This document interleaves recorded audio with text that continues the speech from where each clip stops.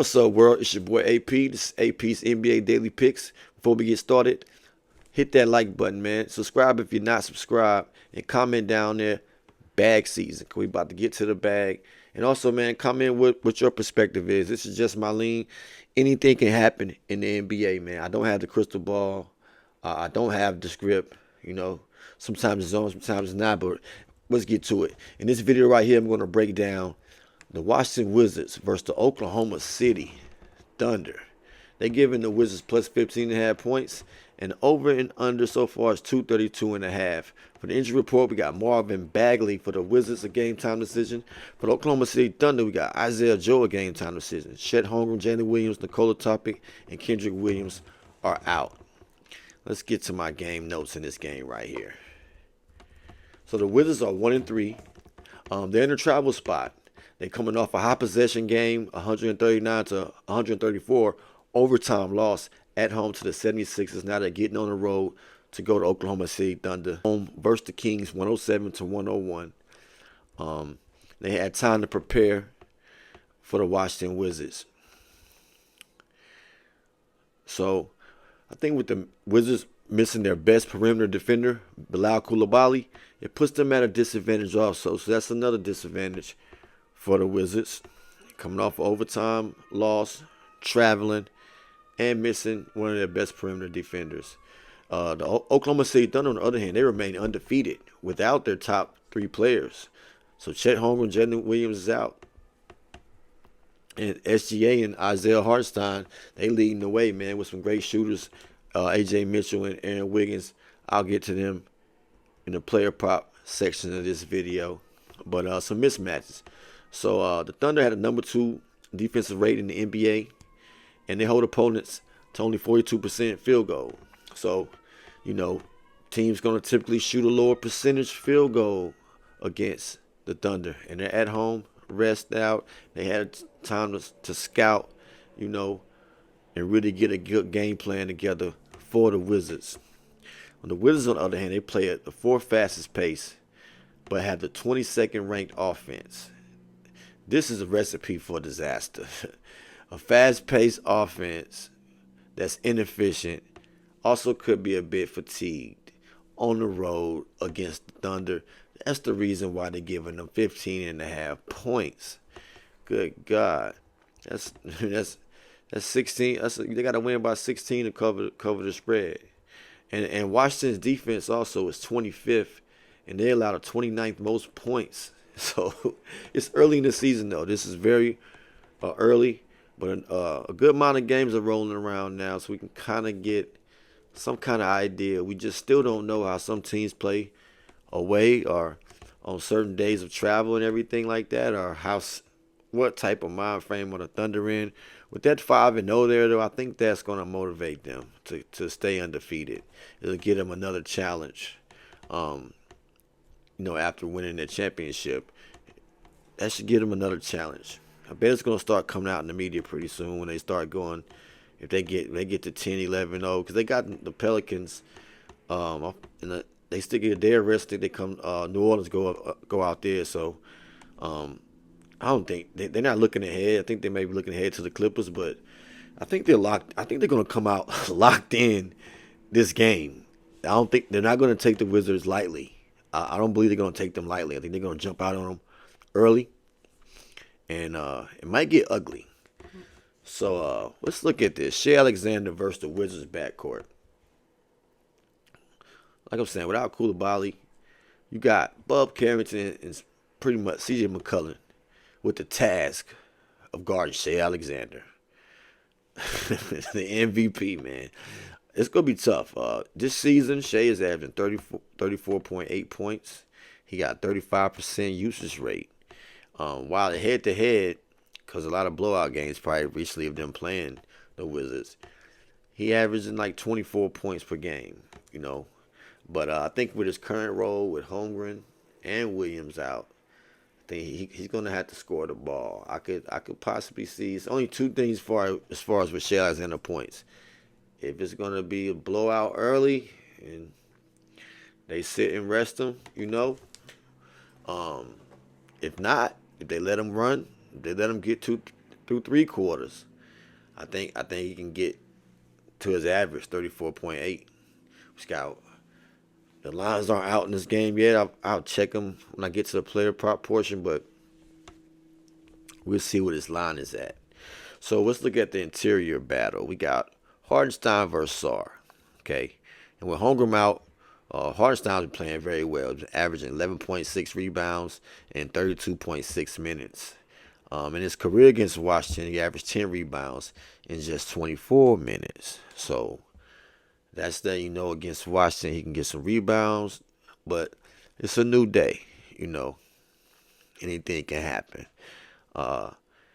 He's facing the Wizards. This Hartenstein. He's facing the Wizards team that's 28th in opponent rebounds allowed, and just played the OT game. I think Hartenstein will have an advantage on the glass. And we got Alex Sarr. He's averaging 15.7 points per game, 8 rebounds. He's a solid player. He's a solid player. We just got to see how he's gonna play on the road. I just want to really see and understand how Oklahoma City Thunder is going to guard that free throw line extended area where Alex Sarr likes to come out to. If they're going to be denying him the ball, are they going to switch off on screens? I think he can have a good game right here. I think they have a good game. If I was the Wizards, I'd be trying to get Hardenstein away from the goal, and I'll let Alex Sarr, work out on the perimeter against Isaiah Hardenstein, because C.J. McCullough gonna probably just be initiating the offense. He gonna have hell on his hands with Lou Dort and Cason Wallace coming at him. But hey man, this is a big spread at 15.5. Seeing it now come in. Some books got it 14.5. But if I had to make a pick, man, I'm gonna pick the Thunder to cover this spread. That's a big number. I will. I'm not going to be on this game as far as trying to see if the Thunder can beat this team by 16 points. We've seen what the Wizards have the capability of doing. This is a bad spot for them after OT, but if I had to make a pick, and what I would pick, what my lean is for the Oklahoma City Thunder to cover the spread. Now, let's get into some player props. Now, Shai Alexander's player points prop is at 33.5. Ah man, it's just tough. I think if I had to go with it, I would take him over in this situation, just with the chaos of the Washington Wizards and the breakdowns that they can have, and him going to the free throw line, getting easy points that way. But it's not a prop that I'm interested in, Shai Alexander points, because it can be a blowout and he can go out there, score 24 points and don't even play, half of the second half. Another prop that I like, the guys at Hardenstein rebounds at 11.5 is some bull. That's high for me. But I think he does have the advantage on the glass. I like Ihart for 10 rebounds. I also like him for a double-double. We got Kason George. If I had to pick, I would pick him under the 14.5 points. George, he's averaging 20.3 points per game, but I think that got skewed a bit he had a 34-point game. He only played one game head-to-head against OKC. I think 2 games against OKC head-to-head, and he's averaging 9.5 points per game. But he got a different role when I was watching the Wizards play. He got a different role in the offense, and he pretty much kind of like he got the green light. That was a home game, though, but we'll see what the strategy is on the road if anything changes with the Wizards. If they're going to go more veteran route to try to score some points or go through Sarr. But I think Lou Dort's going to be on him, man. I think it's going to be tough for Kason George. I wouldn't take his points over in this game. I think it's a spot where he can go under. Same thing with C.J. McCollum, man. He's only averaging 13 points per game. He's shooting the ball poorly at 33.3%. Um, his head-to-head numbers versus OKC last 10 games, he's averaging 22 points per game. Um, 18 when he was with Philly, and 18.6 recently. It's a different era, different role. I think CJ McCullough, they on a road trip. I would take him under 18.5 points if that's his prop. If it's anything higher than that, 19.5, I would take him under as well. Um, I just don't think he's going to be looking to score the ball and even had the opportunity to score the ball. He doesn't finish that well. I watched their offense. It's looking like him and Middleton are still trying to figure out how to play with each other and exist on the court together. Um, Another prop that I like is Alex Sarr to get over his rebounds. This kid has talent, you know. Sarr facing a good rebound to Hartenstein, but his season average is at 8. He's averaging 8 rebounds this season.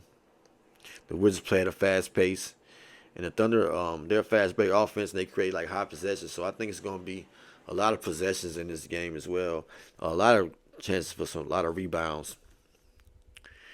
And Bub Carrington, 4.5 assists. I think I'll take him under that. I think the ball gonna be in CJ McCullough's hands to facilitate the offense more, and I like Bub Carrington under the 4.5 assists. That's really a low line. Like I said, it's gonna have more possessions in this game. I feel like it's gonna be a heavy possession game, but I just think with the fatigue, the travel, SGA, Lou Dort, Cason Wallace, man, I think it's gonna be. I think he's gonna have more turnovers than he's gonna have assists. Um, Also, some more props that I like. The lines aren't out yet, but like I said, I didn't really like Shea Alexander's points prop, but I do like his rebound and assist prop. If we get to looking at his, let's see him go down his game log against iHeart, bam. Gonna look at Shea Alexander game log. Lou Dort. Shea Alexander. So, even in 2018, he got 8 rebounds, 7 assists against the Wizards. Let's go to more recent. 9 rebounds, 3 assists, 41 points. That was on December 23rd, 2024. February 23rd, 2024. 30 points, 7 rebounds, 9 assists, only 30 minutes. I'm pretty sure, not pretty sure, nothing, anything happened, but it's looking like he's probably going to get around those type of stats. That's how it's looking to me. On January 6, 2023, scored 33 rebounds, 4 assists. But it's a 12 for 23. I think he's shooting the ball a lot better. It's a lot better play. I mean, all these stats can be higher, but I like him over the RA. Just got to see what it is. But 6 rebounds, 8 assists. I think he's going to be able to clear that even within 3 quarters of play. I think this home game, I think he wants to get his teammates involved.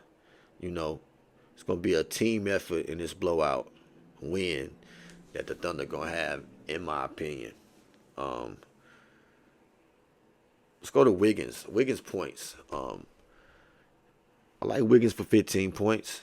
I think he's going to get a good amount of playing time, especially if Isaiah Joe is a game time decision and he doesn't play. Got Chet Holmgren now, but gotta be kind of careful with that. We do got Caruso, you do got AJ Mitchell, so we'll see how he's integrated into the offense. But I do believe the Thunder trust in Aaron Wiggins. I like him for 15 points. AJ Mitchell as well. If they going with that second unit, those 2 guys are out there. They're going to be looking to score the ball. I think they can put some points on the board against this Washington Wizards team in this scheduling situation. Sarr rebounds, Wiggins points, iHeart double-double, Shea rebounds and assists. CJ McCullough under his points. That's a few props that I like. And that's my breakdown, the Thunder versus the Wizards. Like I said, hit that like button, comment, subscribe, comment. Bag season in the comments, man. Let's get to this bag. Health, wealth, and love to all. And y'all know what time it is. Bag.